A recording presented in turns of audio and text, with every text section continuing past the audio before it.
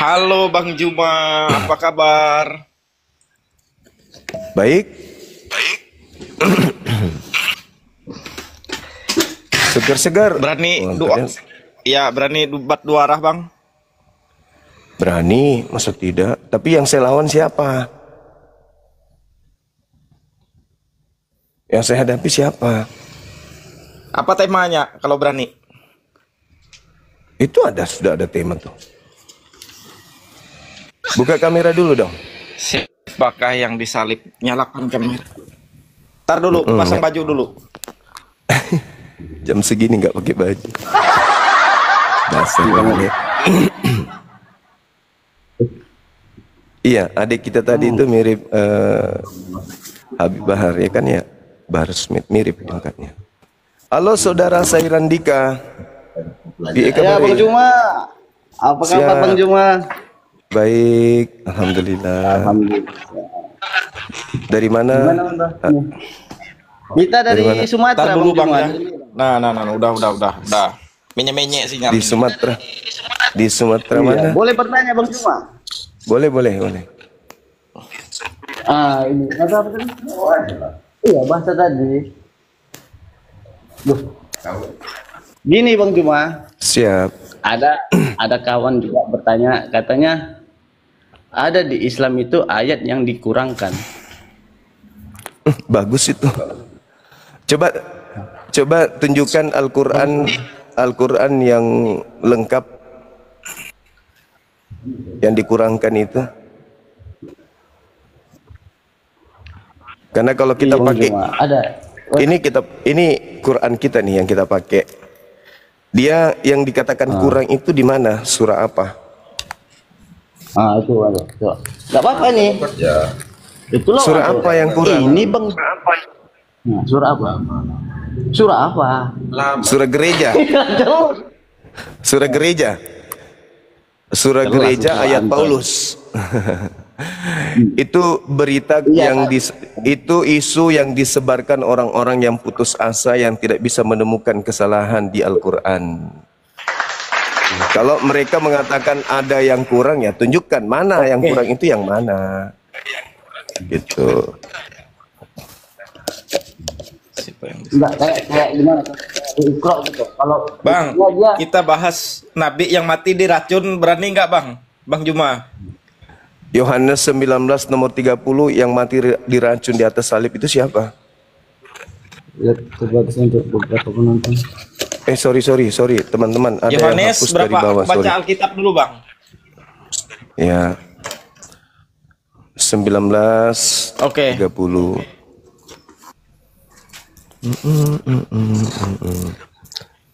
Yohanes berapa tadi? Ntar dulu Bang ya, pelan-pelan kita. Gimana kamu membahas nabimu sementara dia Yohanes 19. Yohanes 19 nomor 30. Iya, kita bahas siapa nabi yang diracun. Yohanes 19 ayat 30. Iya kan? Iya. Mana 30, 23, 28. Oh, 30. Sesudah itu meminum anggur asam, lalu berkata, "Iya, sudah selesai." Lalu ia menunduk kepalanya dan menyerahkan nyawanya. Itu dalam keadaan di ayat itu siapa 30 itu? ini, Bang. Hah? Itu siapa yang mati diracun itu? Siapa? Ini bukan diracun, ini minum anggur asam yang diberi itu. Asam ada racunnya itu. Kenapa dia mati? Ayo, kenapa dia mati? Nah, apa dia mati? Dia minum kan? Dia minum. Langsung mati. Keracunan dia. Keracunan. Mati dia. Kamu sendiri yang baca dalilnya. Dalam keadaan mati keracunan, bukan mati disalib. Dia mati kan? Mati nggak? Mati atau tidak? Disalib atau enggak? Aku tanya dulu. Mati atau tidak? Aku tanya dulu. Mati setelah dia minum anggur asam atau tidak? Hah? Mati enggak? Mana ada di situ di keracunan? Nah, itu dia minum. Habis dia minum mati. Matinya di situ. Ayo. Kita mati di situ. Mati. Coba kau baca ulang lagi. Mana ada? Coba kau mati. Tar kita baca dulu, kita baca ya. Baca. Kita ulang baca dulu. Baca. Coba simak katanya ya. Iya. Nah, Ini karena kena petir Coba gigi simak kena. dulu. Iya. Sesudah Yesus meminum anggur asam itu, Anggur asam, berkatalah, maka copotlah iya. giginya. Nyawanya. Nyawanya pergi. Baca terjemahan lama, apa di situ terjemahan lama? Ketika Yesus setelah mencicipi anggur asam, maka matilah dia. Innalillahi wa inna ilaihi rajiun. Ketika dari mana? Ketika dari mana? Coba kau baca terjemahan lama. Yesus Terjemahan dalam lamanya keadaan kau mati baca. ini waktu di mana dia? Nah, Dia di atas salib. terjemahan ini Sejarah terjemahan dia baru belum ini. Nah, disalib. Nah, makanya. ini sesudah disalib apa pas disalib? Dia yang kayak gini. Aku tanya dulu. Pada saat dia di atas salib itu dia minta minum. Ingat ya, dia minta minum. Dan itu tidak mungkin salibnya dikasih begini. Berarti dia belum terangkat ke atas salib. Ya. Belum. Dia mati dulu baru dinaikkan di atas pohon digantung.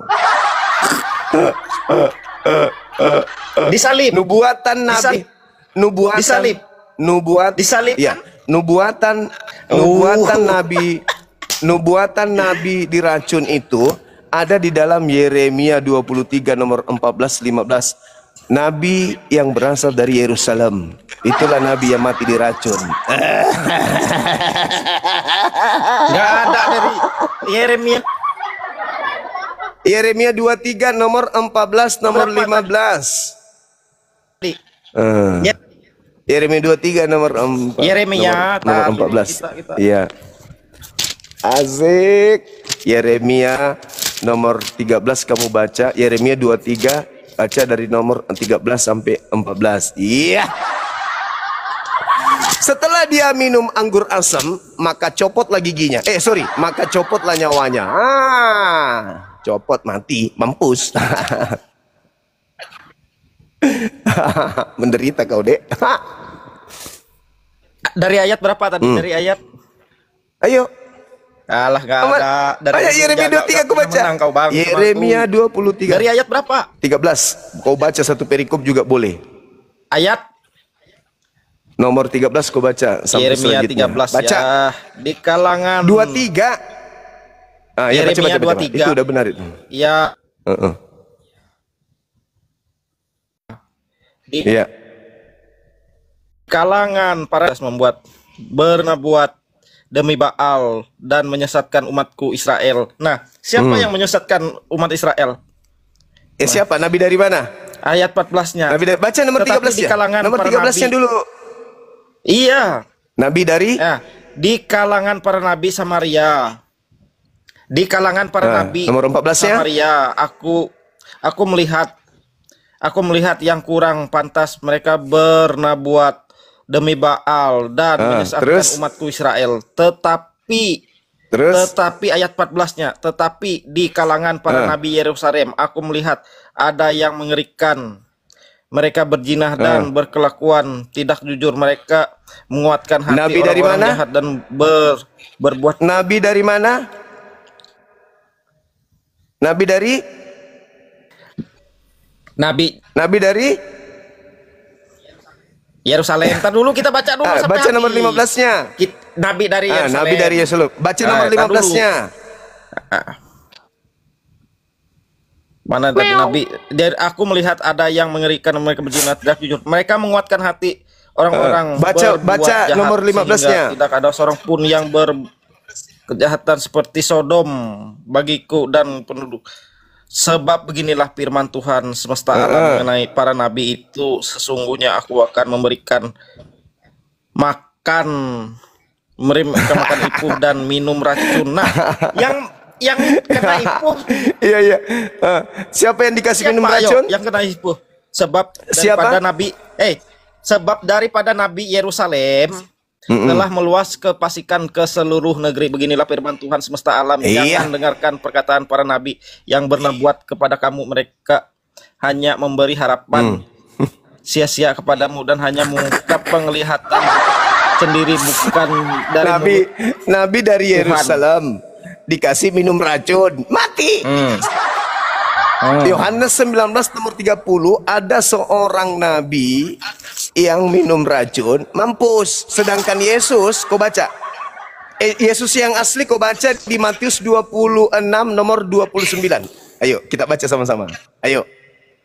La ilaha illallah. Matius berapa? Matius berapa? Kita ikutin dulu. Kita mainin dulu dia. Iya, 26 nomor 29. Matius berapa? 26 29. Matius 26 nomor 29. 26 29. Oke. Baca. Tenang, kita santai, kita sama ini Gurunda Juma ini santai slow kita. Follow aku bang. Nanti kau Udah. biar Udah. bahasa kitab Panrase anak ompongnya. jangan kawan. Ini penonton 29 ya. Apa bunyinya 29 ini? Apa bunyinya? Apa bunyinya? Apa bunyinya? Lacammo. Dulu. Akan tetapi aku Apa berkata bunyinya? kepadamu. Ya ini ku baca. Akan tetapi aku berkata kepadamu, mulai dari sekarang tidak akan minum aku lagi tidak akan minum hasil pokok anggur ini sampai pada hari aku menemuinya, yaitu yang baru bersama-sama dengan kamu dalam di surga. kerajaanku. Jadi yang minum anggur tadi siapa? Ini kan bercerita tentang perjamuan malam. Sekarang aku tidak akan minum. Kata Yesus, aku tidak akan minum anggur asam lagi kecuali nanti di surga. Kan bunyinya yang minum tadi anggur siapa? Yang malam itu. Yang minum anggur tadi siapa? Yang minum anggur tadi siapa? Enggak ada, enggak nyambung itu. Kok enggak nyambung? Yang asli mengatakan, aku tidak akan minum anggur lagi sampai nanti di kerajaan Bapa alias surga. Itu sumpah Yesus itu. Kalau begitu, siapa yang minum anggur tadi sebelum dia disalib? Iya.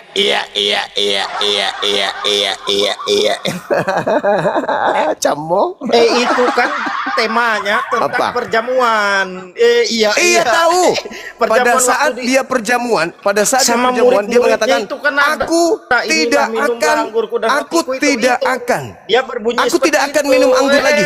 Gitu. Yesus mengatakan, aku tidak akan minum anggur asam lagi kecuali nanti di surga, kata Yesus. Matius 26 nomor 29.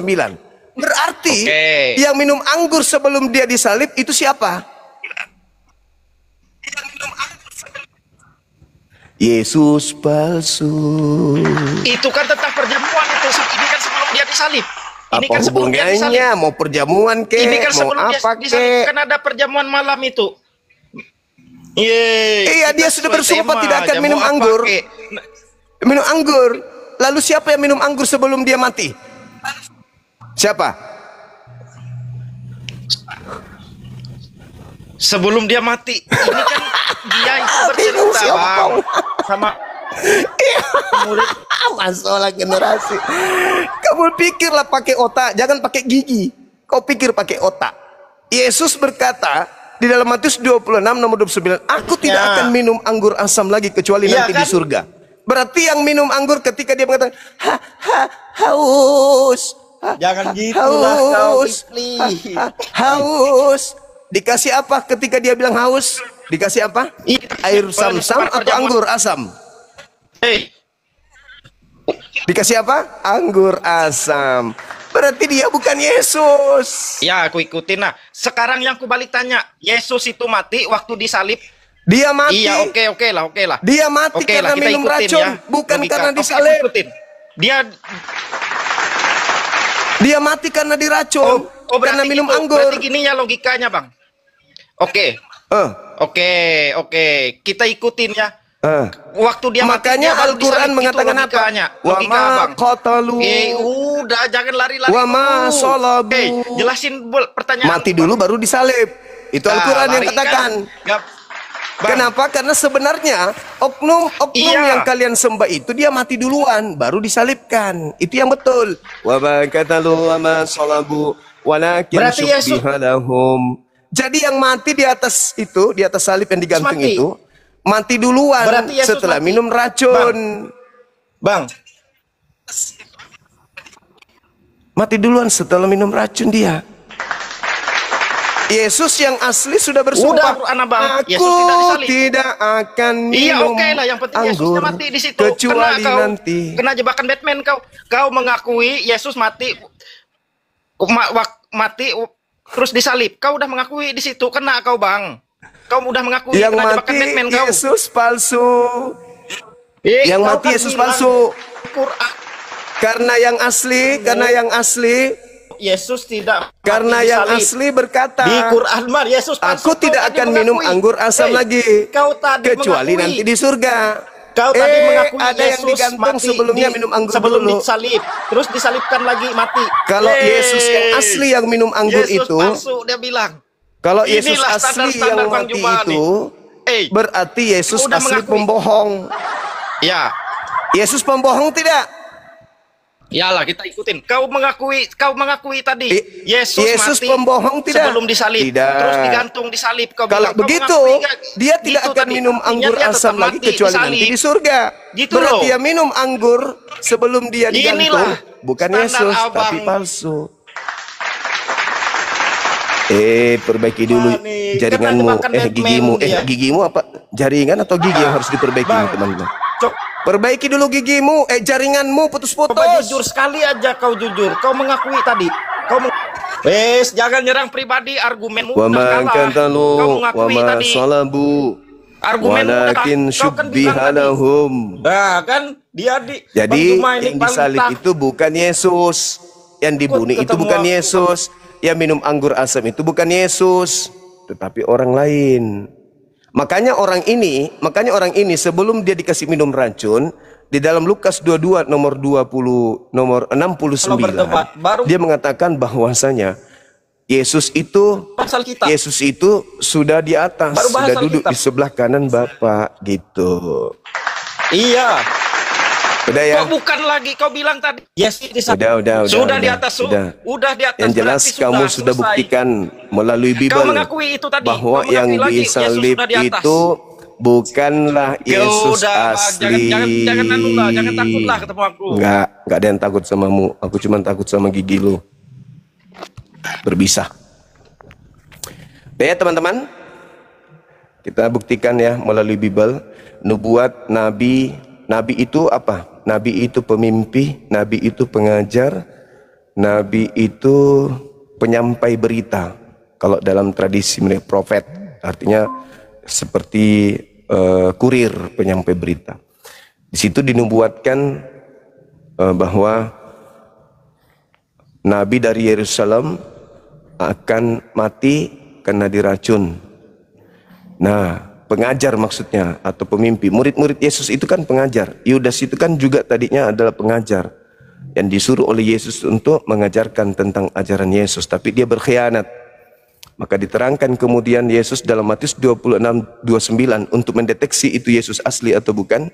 Yesus aslinya mengatakan, aku tidak akan minum anggur asam lagi kecuali nanti di surga.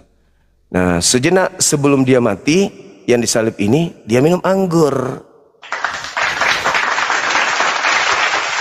Dia minum anggur, saudara-saudara. Halo, selamat siang, saudara Ovid.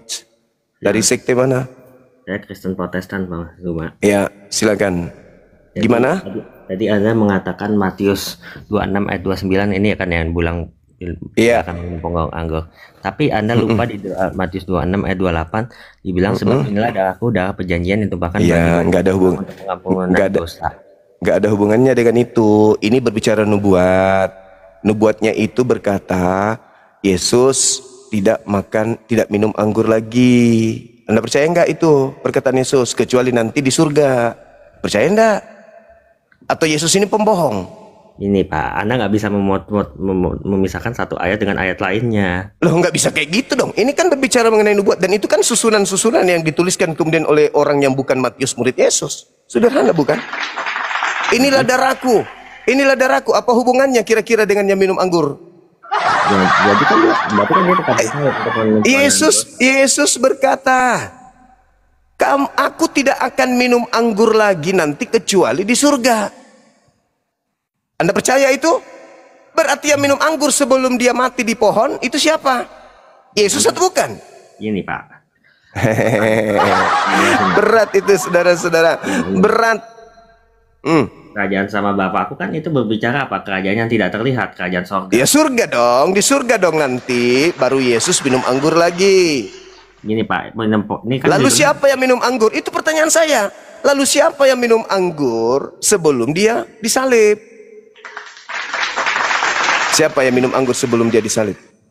Yesus kan Yesus minum anggur. Berarti Yesus pembohong. Enggak Pak, Anda tidak bisa melepaskan satu ayat dengan Anda baca dulu, baca Matius 26:29-nya itu, aku tidak akan minum anggur lagi selain nanti bersama-sama kamu dalam kerajaan Bapa, yaitu di surga. Oke. Jadi yang minum anggur lalu mati itu bukan Yesus. ya gitu. Gini Pak. Coba kau terangkan versimu, silakan. Yesus berkata, aku tidak akan minum anggur lagi, tapi dia minum anggur. Coba bagaimana Anda bisa melilit lidah Anda, silakan. Saya mau lihat. Kan judulnya kan penetapan perjamuan malam, benar bukan? Iya. Nih di 28 apa sebab inilah darahku, darah yang perjanjian ditumpahkan bagi banyak orang untuk pengampunan dosa. Akan tetapi aku berkata kepadamu, mulai dari sekarang aku tidak akan minum lagi hasil pokok anggur ini sampai pada hari yang kedua, yaitu yang baru bersama dengan kamu dalam kerajaan Bapakku. Terus? Itu kan berarti kalau Yesus itu akan tinggal dalam kerajaan sebelum kerajaan Bapa itu kan berarti kan saat dia membawa kerajaan sang Bapa itu turun ke bumi dengan apa, membebaskan manusia dari kutuk dosa nih. Terus apa hubungannya dengan minum racun tadi yang disalib? Coba. Yang minum racun itu kan dia itu minum anggur Pak, anggur asam untuk membebaskan tanda menyerahkan diri pada sang Bapa. Sumpahnya tadi apa? Di data 29, apa sumpahnya? Bukan sumpah Aku itu tidak. Pak. Itu pernyataan. Aku tidak akan minum anggur. Tidak akan. Tidak akan meminum anggur. Itu kan berbicara tentang ini Pak. Apa? Tentang apa? Tentang apa? Minum anggur bensin. itu bukan. Gini, Ya terus? minum anggur itu Sorry. kan, maaf. Kerajaan Iya. sampai kerajaan sampai kamu bersama-sama kamu dengan kerajaan Bapakku berbicara tentang kerajaan. Iya, Dan nah sorga sekarang itu sebelum dia di dunia, Pak. penyaliban itu kerajaan Tuhan atau bukan? Apa? Kerajaan Tuhan atau bukan? Itu membebaskan manusia dari kutuk dosa. Ya itu kan imanmu, kepercayaanmu yang tidak ada dasarnya. Ada buktinya nih Pak. Bukan. Saya tadi membahas tentang nabi palsu yang minum racun, yang mati karena diracun. Ada oknum di atas pohon, sejenak dia sebelum mati, dia minum anggur. Nubuat yang tertulis di dalam Yeremia 23, nabi dari Yerusalem, pemimpi dari Yerusalem, pengajar dari Yerusalem, dia mati gara-gara anggur asam. Baca nomor 15-nya. Itu nubuat. Tidak bisa Anda lari dari sana. Apa hubungannya? Inilah darahku, inilah dagingku. Kalau Anda membawa itu Yesus menjadikan darah di situ apa? Anggur beneran kan? Daging di situ apa? Roti beneran kan? Jadi bukan dagingnya dan darahnya yang terkucur di atas pohon. Darahnya Yesus adalah anggur beneran. Dagingnya Yesus adalah roti beneran. Dan itu adalah perjamuan terakhir untuk murid-muridnya. Kenapa jadinya dagingnya dan darahnya betul-betul ada di pohon? Yang di pohon itu si palsu. Mau bukti? Mau bukti kalau yang disalib itu bukan Yesus yang asli? Mau? Bukti. Mau bukti? Mau bukti enggak? Ayatnya berapa coba saya cek nanti. Nah, coba Anda baca Lukas 22. Silakan. Lukas 22. Iya. Ayat berapa? Konsentrasinya di titik 69. Nah, saya baca ya. Ya, silakan. Mulai sekarang anak manusia sudah duduk di sebelah kanan Allah yang Tunggu Maha dulu. Kuasa. Sabar dulu. Ini yang berbicara siapa?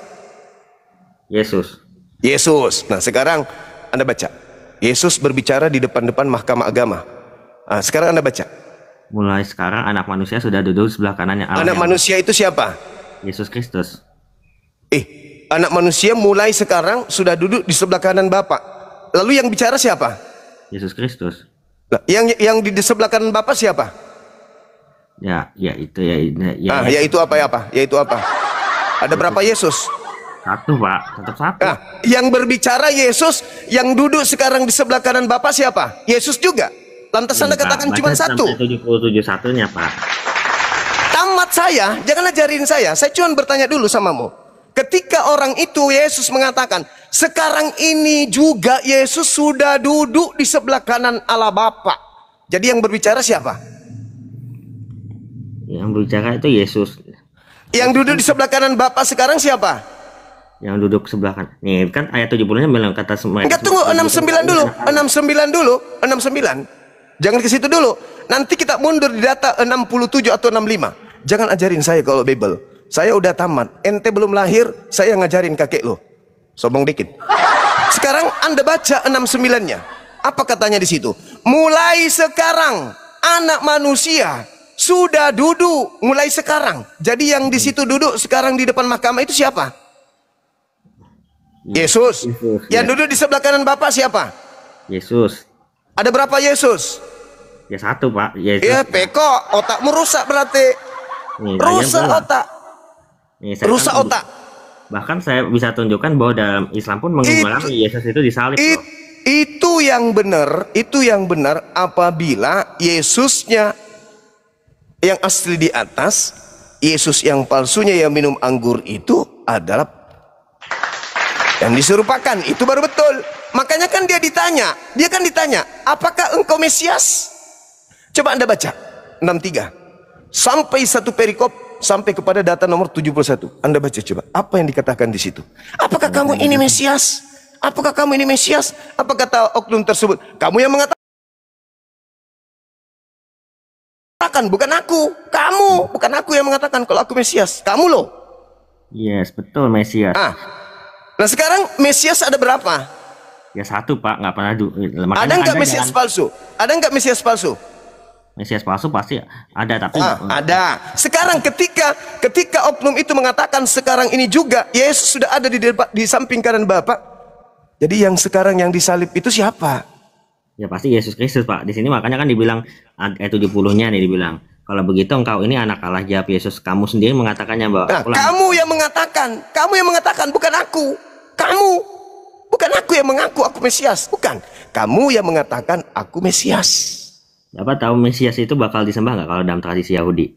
Enggak ada Mesias disembah dalam tradisi Yahudi. Ada aja. Mana dalilnya? Silakan kasih, tunjukkan dalilnya. Silakan. Daniel 7 ayat 13 sampai 14. Oke, silakan. Aku terus melihat dalam penglihatan malam itu tampak datang dengan awan-awan dari langit seorang seperti anak manusia. Datanglah dia pada yang lanjut usianya itu dan dia dibawa ke hadapannya. Lalu diberikan kepadanya kekuasaan dan kemuliaan dan kekuasaan sebagai raja. Maka orang-orang dari segala bangsa, suku bangsa dan bahasa mengabdi kepadanya. Kekuasaannya ialah kekuasaan yang kekal yang tidak akan lenyap dan kerajaannya ialah kerajaan yang tidak akan musnah. Mana dia dituhankan di situ, disembah, diilahkan mana? Mengabdi itu kan sama dengan kata. Nabi Isa mengatakan fattakullah wa atiun, dan berbaktilah kepadaku, sama seperti kami umat Islam. Fattakullah wa atiun, bertakwa kepada Allah dan taat kepada utusan, bukan berarti menyembah kepada utusan. Anda memang miring. Anda sudah miring, itu berarti tidak ada itu Mesias disembah oleh orang Yahudi. Mesias mana yang disembah Yahudi? Harun nggak disembah, Kores nggak disembah, ayo Saul nggak disembah, siapa lagi?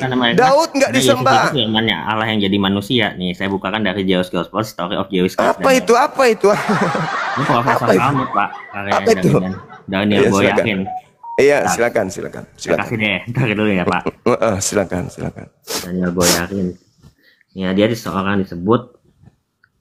Yang pasti yang kamu sembah itu bukan Yesus asli ya. Itu udah final tadi ya. Enggak, belum Pak. Saya belum tunjukin semuanya. Loh, Yesus palsunya mengatakan Yesus asli sekarang ini sudah duduk di sebelah Bapaknya. Duduk sebelah kanan itu artinya Bapak tahu nggak artinya apa? Dia sudah berada di sisi Allah. Jangan kamu pelintir-pelintir. Kau itu bukan pengikut Yesus, pengikut Kristus yang keluar dari kubur. Iya, memang. Ini artinya dia ada Profesor Talmud dan retorika di Universitas California. Apa itu? No.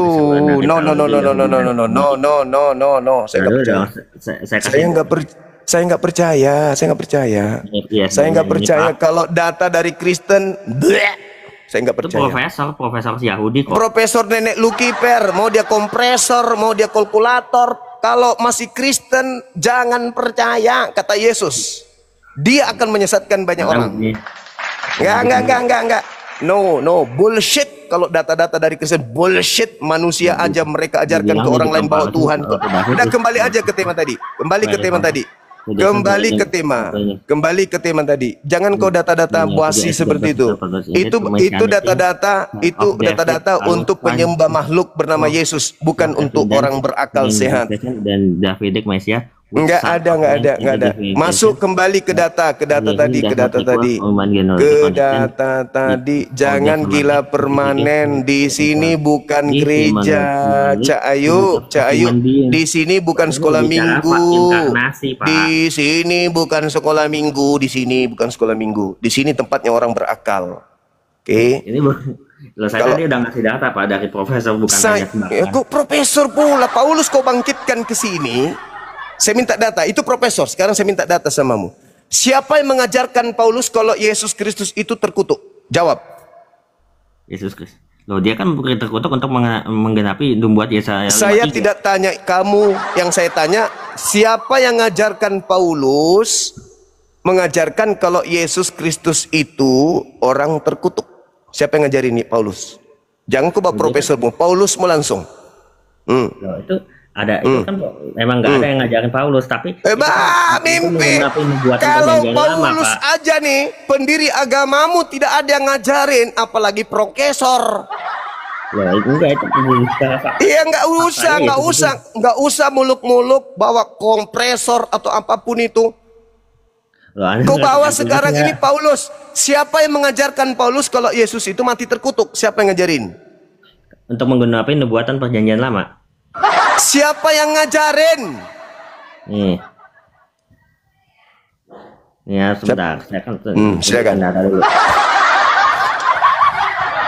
Siapa yang ngajarin Paulus mengatakan Yesus itu mati dengan jalan kutuk? Siapa yang ngajarin?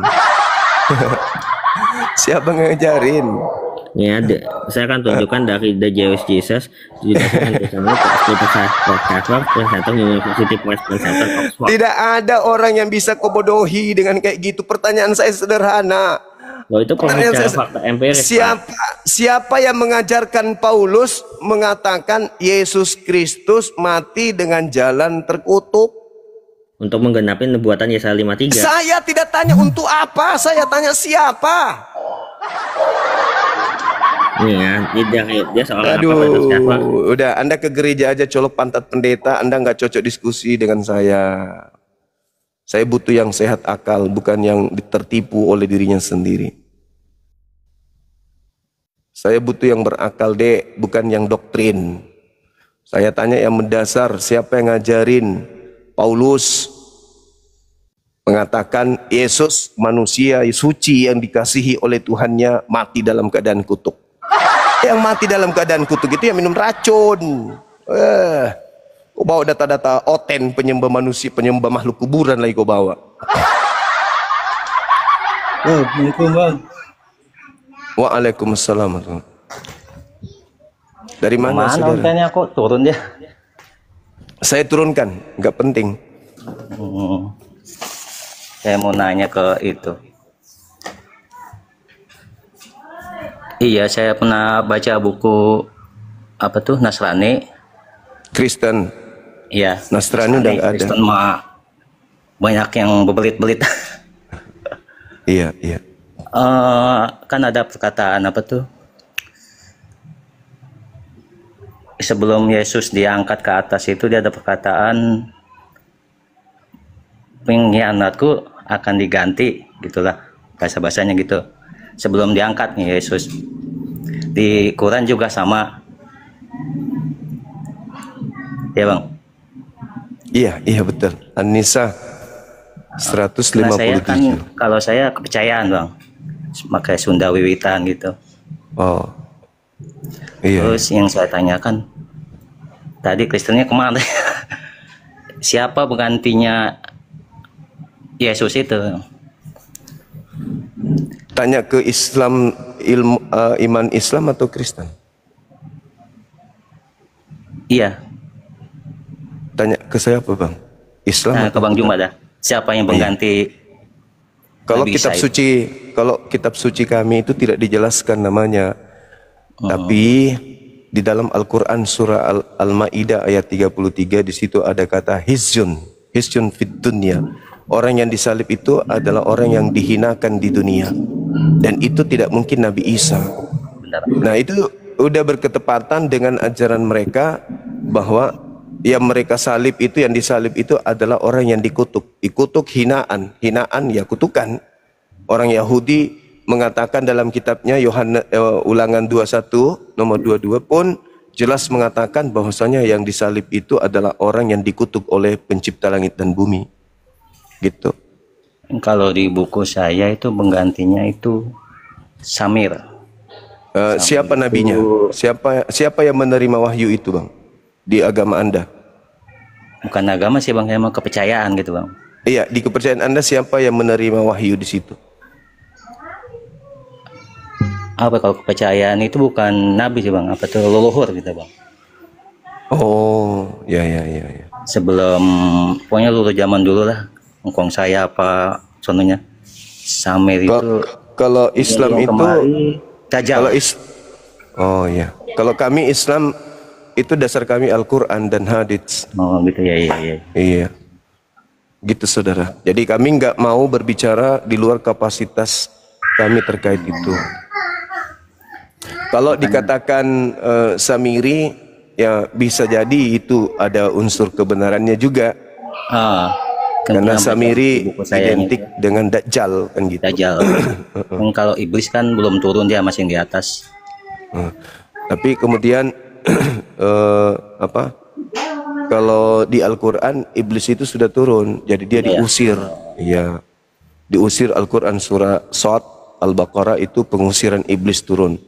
Nah sekarang kalau misalnya dikatakan itu Samiri, di kaidah Islam itu ada yang disebut Dajjal Al-Masih, itu iblis juga tuh.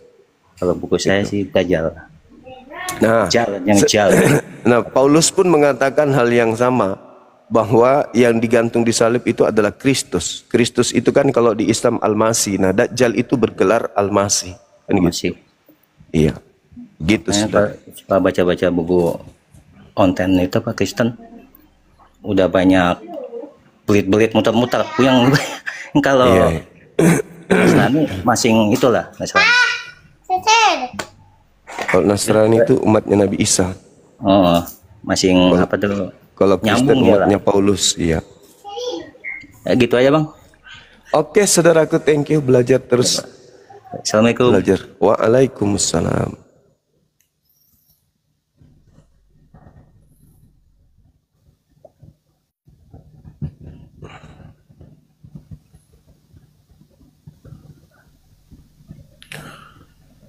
Oke teman-teman, adik-adik api apologet Islam Indonesia, satu orang naik dong, saya mau ibadah.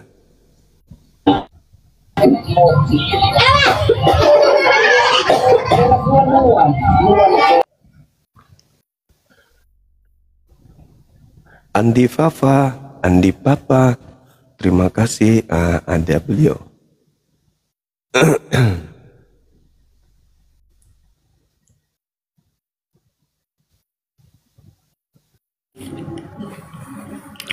Assalamualaikum warahmatullahi wabarakatuh, Guru. Waalaikumsalam warahmatullahi wabarakatuh. Bunda Rahma di sini host.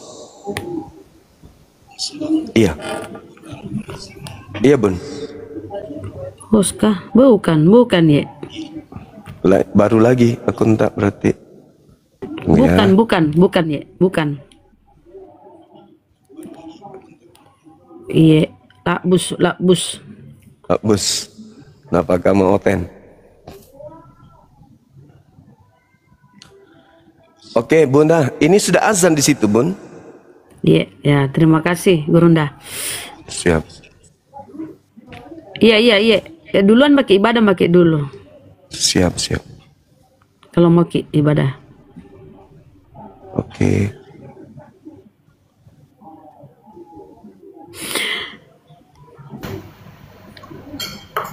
Assalamualaikum warahmatullahi wabarakatuh. Bung Juma, Bunda Rahma. Waalaikumsalam warahmatullahi wabarakatuh. Ya Bang. Iya, sehat ya, Bung Juma ya. Silakan melaksanakan ibadah. Waalaikumsalam warahmatullahi wabarakatuh. Iya, salam dari Kalimantan Barat. Ya.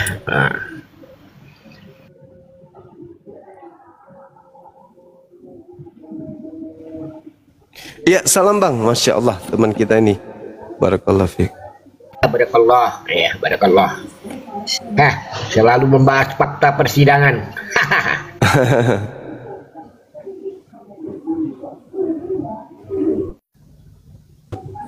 Oke, saya izin dulu ibadah ya Bang ya. Bunda Rahma nanti Silakan, silakan. ini. Udah masuk di Siap. sana soalnya kan, Indonesia Timur. Kami kan Indonesia Barat. Iya, iya. Iya. Assalamualaikum warahmatullahi wabarakatuh. Teman-teman jangan kemana-mana, saya cuma sebentar aja ibadahnya. Oke. Waalaikumsalam warahmatullahi wabarakatuh. Oke, baik saudaraku. Tolong di tap-tap layar ya, kencangkan tap-tap layar biar sampai 1M. Dan teman-teman Oten silahkan naik ya. Tadi itu si Opit ya teman-teman, si Opit tadi itu memang orangnya rencananya memang mau menghujat. Aku nyimak di bawah ya, dia bilang gini, aku ini ada rencana ke luar negeri sama seperti si Kudis. Di sana di luar tuh kita bisa enak menyerang Islam. Cita-citanya gitu loh. Jadi kemarin tuh aku nyimak, aku rekam. Dia mau ke luar negeri mengikuti jejak para penghujat. Di luar katanya bebas menghujat. Itu kata mereka tuh tadi si Opit tuh ya. Dia sudah siapkan modal. Jadi kalau habis tuh di luar habis waktunya menghujat berbulan-bulan. Jadi kere baru kembali. Iya. Atau nggak bisa kembali Buat karena sudah status jadi DPO buron, dulu, karena menghujat, dia jadi pengemis di luar. Buat Kayak status DPU dulu dia. Kayak Aidis kan statusnya DPU gitu. Jadi kalau orang yang memfasilitasi dengan virtual di Indonesia dia- berarti medeplehan gitu. Turut serta. nggak ada Bang Handi di bawah, nggak ada. Jadi gitu ya teman-teman. Aku tuh nyimak di bawah loh. Mereka dia rencana keluar supaya di luar bisa menghujat. Katanya bisa menyerang Islam. Itu kata-katanya. Dan dia sudah siapkan bekalnya. Katanya dia sudah dikasih warisan ruko sekian. Itu yang dipakai modal di luar. Wih, parah. Memang mereka ini ya.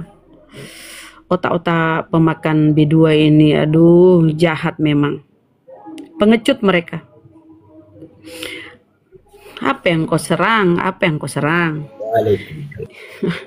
Nggak bisa, nggak ada celah kau untuk menyerang Islam kecuali kau hujat-hujat. Ya nanti jadi pengemis sama si Tai Puding itu kan, jadi pengut sampah. Aku rekam loh kemarin tuh di komalnya, dia buka komal dan dia sampaikan ke salah satu itu temannya. Jadi diarahkan supaya mengambil data-data dari Kilaknat, ya kan?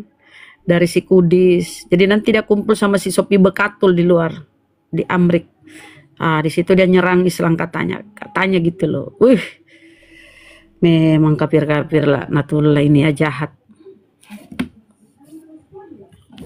Ya rekam. Saya pun rekam itu ucapannya kemarin ya. Walaupun nggak keseluruhan terekam ya.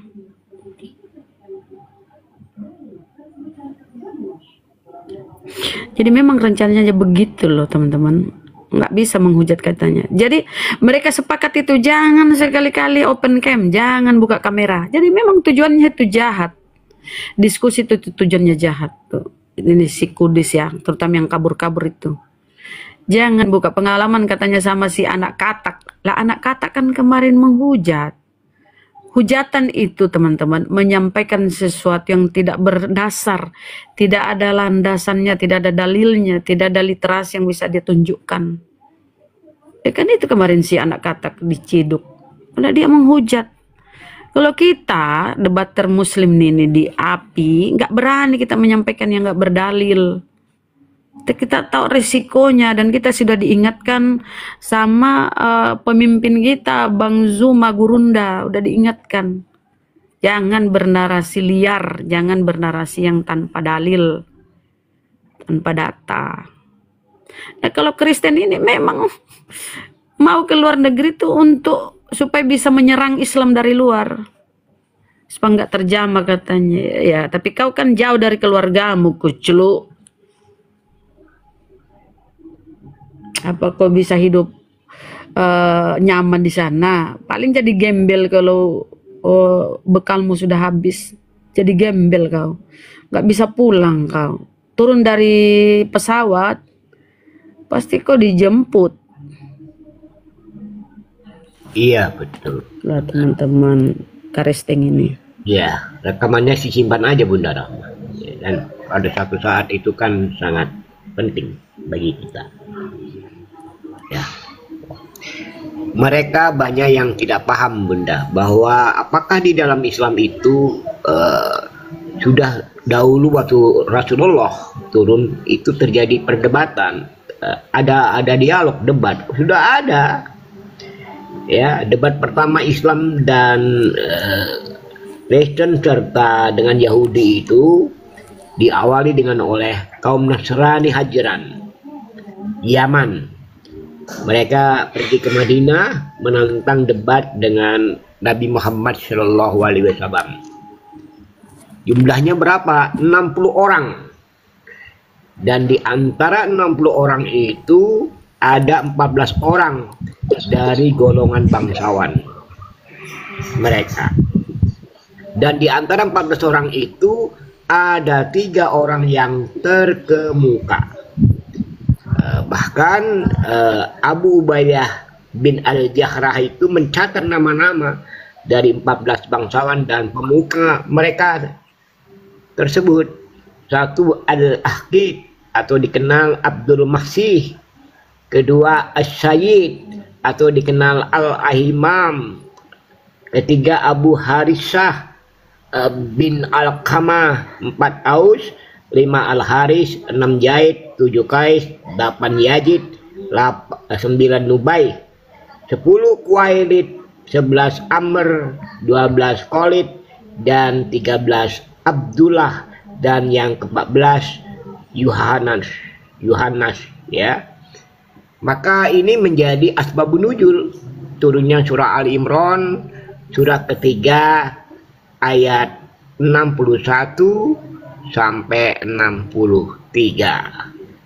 Di mana maka barang siapa yang membantah kamu tentang kisah Isa sesudah datangnya ilmu pengetahuan kepadamu, maka katakanlah kepada mereka, mari kita panggil anak-anak kami dan anak-anakmu, istri-istri kami dan istri-istri kamu, diri kami dan diri kamu, kemudian marilah kita bermubahalah kepada Allah dan kita minta supaya laknat Allah ditimpakan kepada orang-orang yang dusta. Sesungguhnya ini adalah kisah yang benar dan tak ada Tuhan selain Allah. Ya, Markus, salam tuh Bunda Rahma. Izin Ustaz.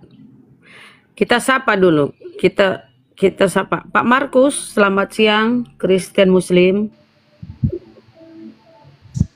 Ya, selamat siang. Pak Markus. Ya, selamat siang. Kristen ya, Bang? Ya, Kristen, ya, Kristen. Ini Kristen. Ya, ini Bunda, saya hanya mau menanggapi tadi. Kan barusan aku dengar tadi bahwa Bunda kan bilang Kristen ini pengecut, bisanya menyerang Islam dari luar. Gimana nggak menyerang Islam dari luar, Bun? Soalnya di Indonesia ini undang-undang penistaan agama itu untuk berlaku untuk Muslim saja, tidak ada berlaku untuk agama lain. Bisa itulah. Begitu? Dari mana itu Anda dapat dasarnya? Dasarnya Anda itu ngomong begitu dari mana? Apa landasan Anda ngomong begitu? Ada pembuktian Abdul bahwa Somad itu Abdul hukum Somad di itu negara ini, dia sebentar, ceramah bilang dasar hukum di negara kita ini di berpihak itu itu Abdul Somad kenapa kenapa? ndak ditangkap sedangkan dia Kenapa bilang bang? salib itu ada jin kafir. Ya, halo. Ya kan tidak gini bang. Berarti Anda Kenapa ndak meragukan ditangkap? kredibilitas hukum di negara kita ya?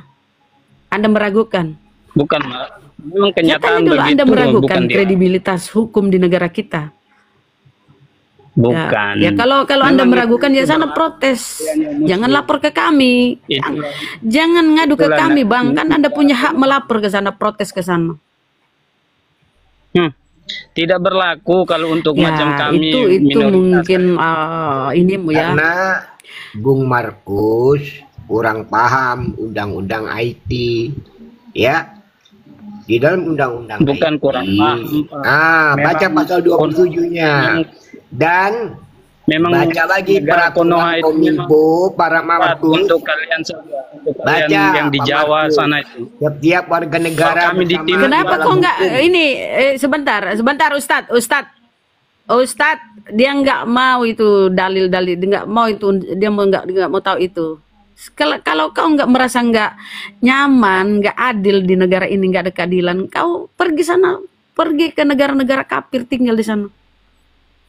Kenapa nggak pergi sekalian ke negara kafir kalau kau merasa nggak nyaman di sini? Ingat ya, kalian minoritas tapi kalian sama di sini. Nggak ada undang-undang di sini memihak bahwa yang mayoritas itu harus lebih istimewa, nggak ada. Anda ini minoritas, nggak tahu diri, lagi memfitnah lagi pemerintah. NTT itu enggak ada. Anda NTT memfitnah enggak ada pemerintah kata loh. minoritas, Anda mayoritas. direkam. Anda Di ngomong, NTT itu mayoritas. ya makanya Direkam saya itu bukan jangan. di NTT. Kau mengatakan saya orang tadi NTT. hukum berpihak.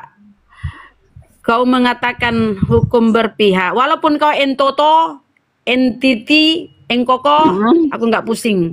Intinya kau menuduh Nah, pemerintah itu itulah nggak kalian adil, muslim, memihak. kalian Itu kau begitu fitnah tuh. pemerintah. Kau fitnah pemerintah. Fitnah, kau Nggak yang syukur-syukur fitnah itu. kau. Nggak syukur-syukur kau ya. Kau minoritas. Kau minoritas, tapi hakmu sama di Indonesia. Padahal yang lebih banyak bayar pajak kami.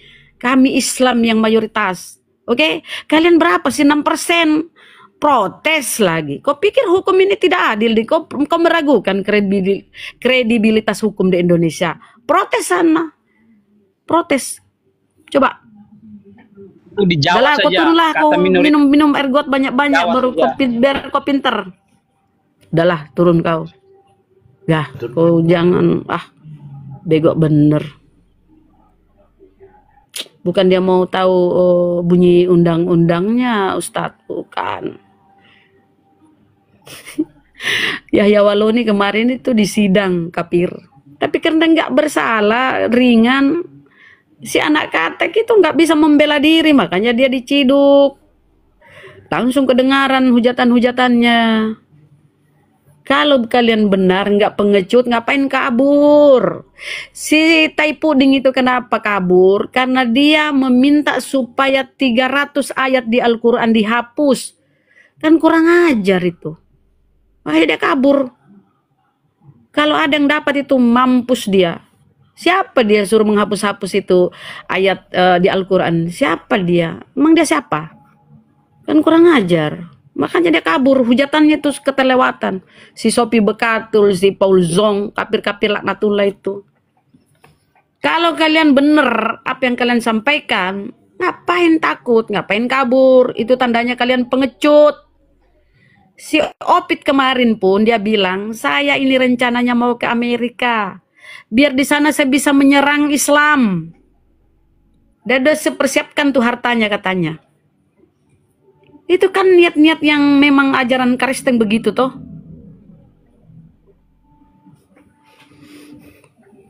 Kau pikir di sini hukum kau apa namanya ya? Dasar sudah menikmati hidup di negara ini masih menjelek-jelekkan. Memang kafir. Iya, kalau kau merasa tidak ada keadilan bagi kalian yang minoritas ini, pindah sana ke negara kafir, ke Afrika, Zimbabwe, biar kau sekalian jadi sanalah. Kenapa nggak ikut sekalian waktu Belanda diusir? Ikutlah kalian. Kalian kan dulu berteman tuh, nenek moyang kalian berteman dengan penjajah. Kenapa nggak ikut sekalian sama penjajah itu waktu diusir? Waktu penjajah ini meninggalkan tanah kita ini, tanah air kita ini. Kenapa nggak ikut sekalian? Kalau kau protes-protes.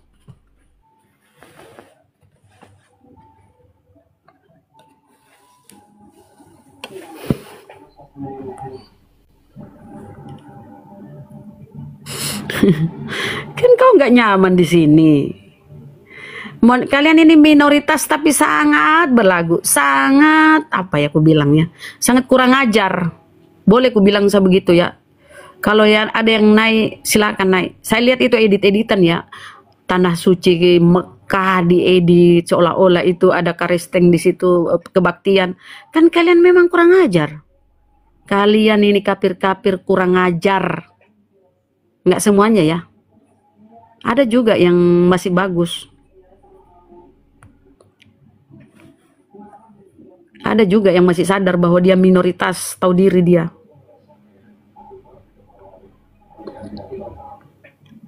Protes-protes hukum. Lapor sana ke HAM. Ada kan hak asasi manusia. Ada tamu itu, lapor. Bunda Kristen.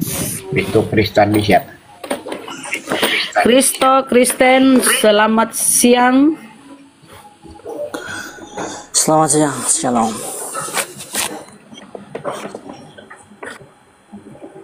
Salon sudah buka ya, sudah buka tadi pagi. Silakan. Apa yang ingin kau sampaikan, Bang? Iya, salon sudah buka tapi otak kamu yang nggak buka, makanya saya datang sini supaya untuk membuka kamu dengan ucapan shalom. Ya, tentang topik aja. Kalau kebuka otakmu, nggak mungkin. Kalau terbuka otakmu, Bang, nggak mungkin kau menuhankan manusia yang keluar dari kelamin. Kalau kebuka otakmu, lanjut. Kau nyinggung-nyinggung otakku tuh.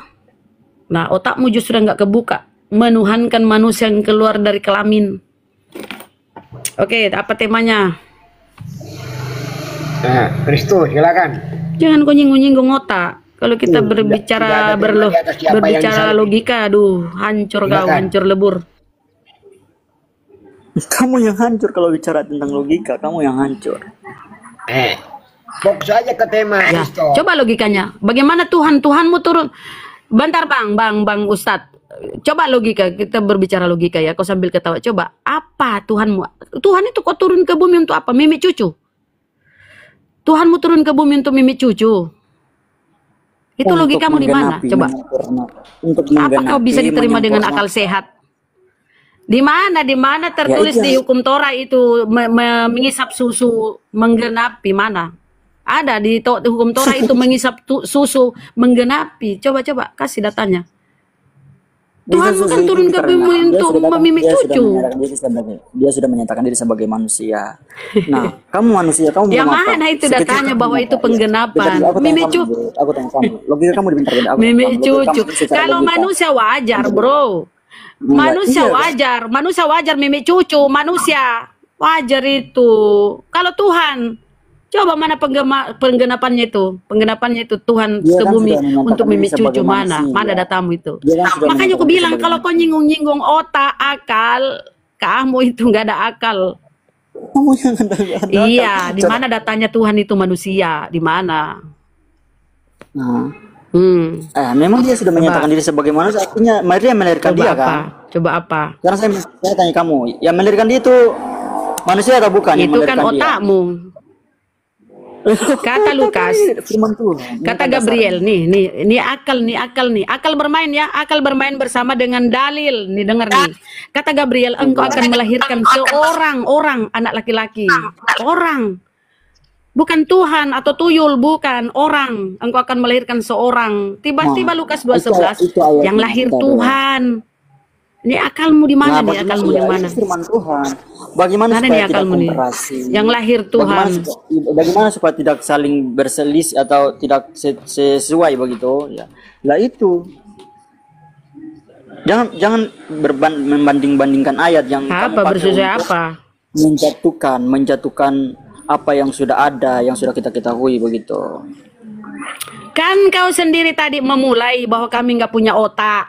Kau memulai toh, jadi ku bilang justru kau yang nggak ada otak. Masa Tuhan keluar lewat kelamin? Itu nggak ada otak itu. Makanya kau jangan duluan menyinggung. Karena kau babak belur kalau kau duluan menyinggung. Santailah kau diskusi baik-baik, oke? Nah, oke. Makanya kamu Mulai jangan diskusi baik-baik. Ya. Apa? Masih mau bicara tentang logika? Apa? Oke, kamu enggak sama Apa yang saya bilang, yang saya sampaikan itu ada dalilnya. Hari ini telah lahir Tuhan. Iya kan, itu kan berdasarkan firman Tuhan. Kenapa? Siapa yang noise ya? Kok noise kayak itu? Bergeser sedikit. Ini kan berdasarkan firman Tuhan. Di mana firman Tuhan itu hasil penyelidikan wartawan? Di mana? Di mana firman Tuhan? Si Lukas yang nulis. Hari ini telah lahir Tuhan katanya. Ya itu kan berdasarkan firman Tuhan. Dia selidiki itu. Dia Si Lukas selidiki kan berdasarkan apa yang setelah ada. saya menyelidiki. Karena saya Di mana tanya, datanya Lukas? Di mana datanya Lukas menerima firman Tuhan? Di mana? Di mana datanya Lukas menerima firman Tuhan? ya saya tanya kamu. Oh, para kali kau Yesus ini. itu menyelidiki tentang sesuatu yang tidak ada atau sesuatu yang ada. Sekarang saya Kau tanya. bilang tadi dari firman Tuhan. Berarti kau bohong lagi tuh. Iya, firman Tuhan itu Tanya ada. lagi. Firman Tuhan itu Lukas ada. berkata, setelah saya menyelidiki, saya mengambil kesimpulan untuk membukukannya. Jadi itu yang dia sampaikan, itu yang lahir Tuhan itu hasil penyelidikan, ibaratnya wartawan.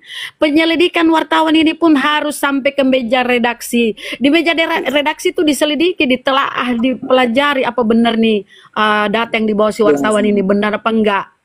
Tiba-tiba dijadikan kitab. Dengan sini, Bu. Tiba-tiba Kalau- kalian percaya yang lahir Tuhan. Dan itu pun informasinya dari gembala. Dengan sini, Apa? Bu. Ya, kalau tentang Lukas itu Pakailah otakmu itu berpikir, bro. Jangan kau. katakan Lukas itu kesimpulan Lukas itu bukan kesimpulan, Pak. Tapi itu sudah berdasarkan apa yang sebenarnya, bukan kesimpulan. Kan dia menyelidiki. Ibu yang menyimpul. Kenapa ibu bilang Siapa yang mengkonfirmasi benar apa enggaknya penyelidikannya? Siapa? yang menyimpul itu? Siapa yang ibu. mengkonfirmasi? Lukas Siapa yang melegalitasi itu penyelidikan Lukas? Siapa? Jadi, Kan kau mengatakan itu firman Tuhan yang dicerita oleh Lukas. Nah, siapa? Mana datanya Lukas menerima firman Tuhan? Mana? Siapa Ya, yang memang Lukas melegalitasi itu orang pernyataan penyidik. Lukas? Sementara Lukas dia itu itu seorang menyelidiki. Siapa? Ya itu siapa Begini. melegalitasi? Kan bisa klaim dia. Biasa dia klaim toh, saya ini begini, ini begitu yang lahir Tuhan. Mana ada Tuhan dilahirkan?